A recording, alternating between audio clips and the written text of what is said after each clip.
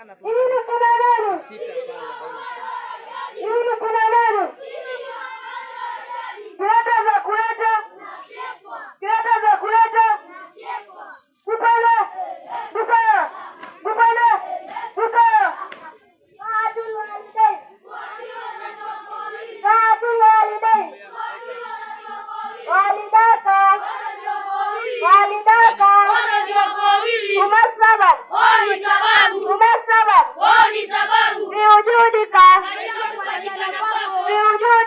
Katika kupatikana kwako, walau sio wazazi wako wawili,